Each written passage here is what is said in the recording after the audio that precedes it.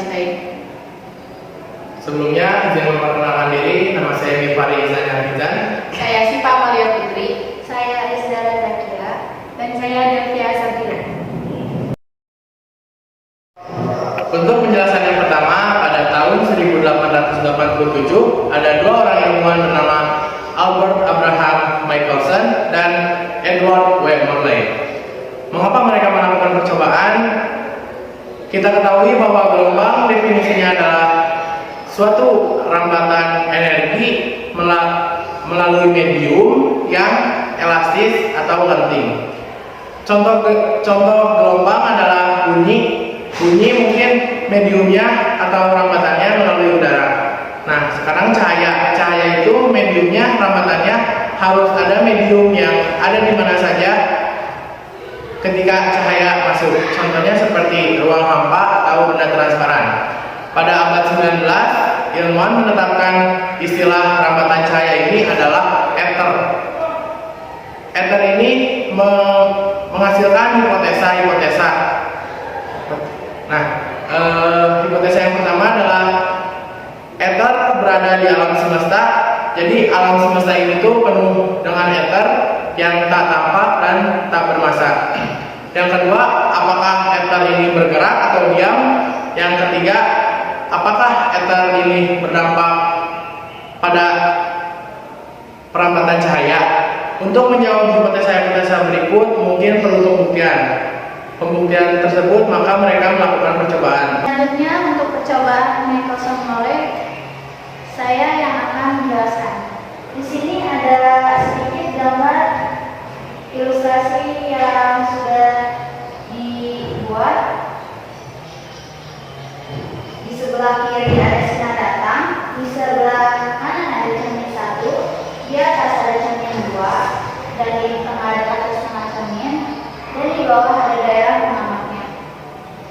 Awal mulanya sinar datang disalurkan melalui kaca setengah cermin.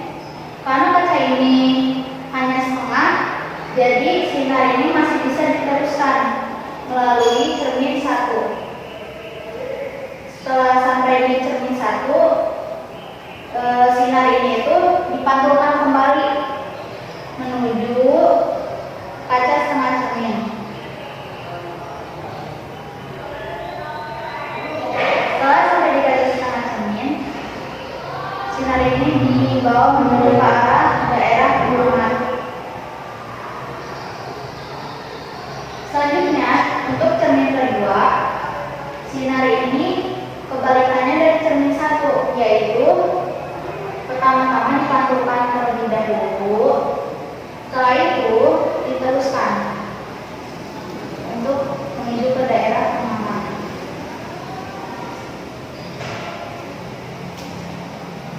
Dan di sini bisa kita tulis L, yaitu jarak tempuh.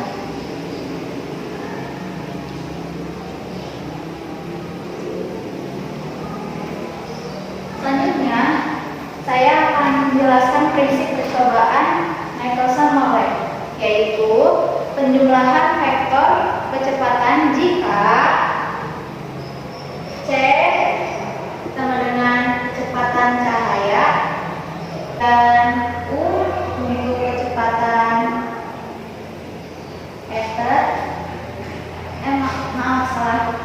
U kecepatan cahaya menurut pengamat dan V untuk kecepatan ether. Maka bisa digambarkan cermin 1 dan 2. Untuk yang ini C yaitu vektor, dan yang di sebelah ini U yaitu kecepatan ether, kecepatan cahaya menurut pengamat, dan V ether.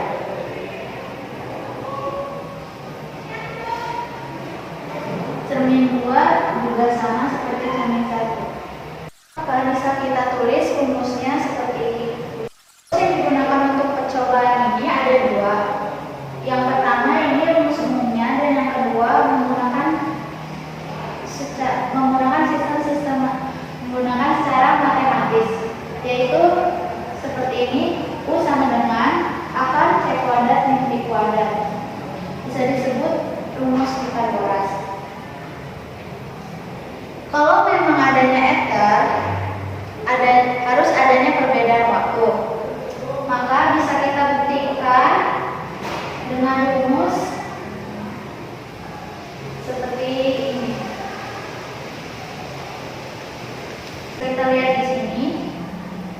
Untuk cermin 1, rumusnya T1 sama dengan L per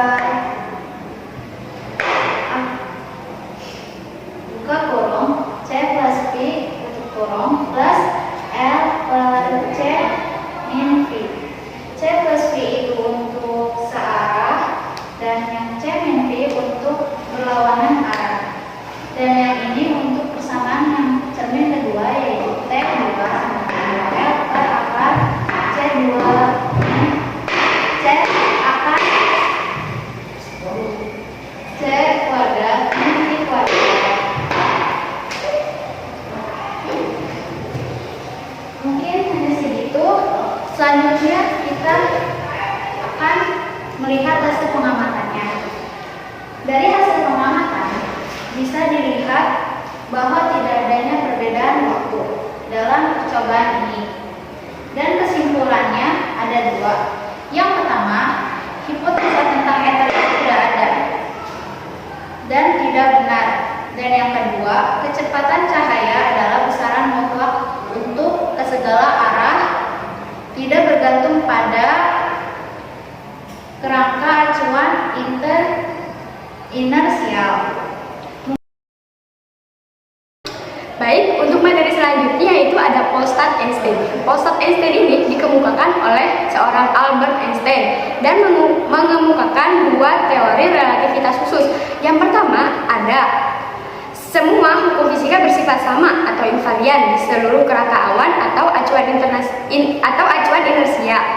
Atau bisa dibilang juga bentuk persamaan fisika akan selalu sama walaupun diamati dalam keadaan bergerak. Misalnya, ada seseorang, kita umpamakan dengan si A. Si A ini berada dalam pesawat dan ada si B. Si B itu berada pada permukaan bumi. Nah, jika dilihat dari sudut pandang A, pesawat akan terlihat diam, namun permukaan bumi lah yang bergerak. Namun sebaliknya, jika dilihat dari sudut pandang B, si B ini akan melihat bahwa pesawat yang bergerak, namun permukaan bumi lah yang diam. Dan dari pemisalan tersebut, itulah bisa disebut dengan relativitas, karena semua kerangka acuan inersianya bisa kita pandang secara relatif dan tergantung di mana posisi dan sudut pandang kita berada.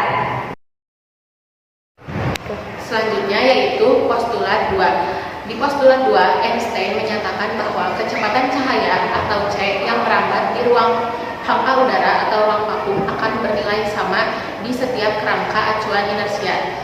Jadi, jika kita menggunakan kerangka acuan inersia, maka nilai kecepatan cahaya akan selalu sama, baik kita melihat dari kerangka acuan inersia yang satu maupun yang lainnya. Di ruang hampa udara atau ruang vakum, nilai kecepatan cahaya dinilai sekitar 3 kali 10 pangkat 8 meter per second atau 300 juta meter per second. Dampak dari postulat kedua ini adalah setiap pengukuran peristiwa relativistik harus dibandingkan dengan kecepatan cahaya, dan tidak ada kecepatan yang lebih besar daripada kecepatan cahaya.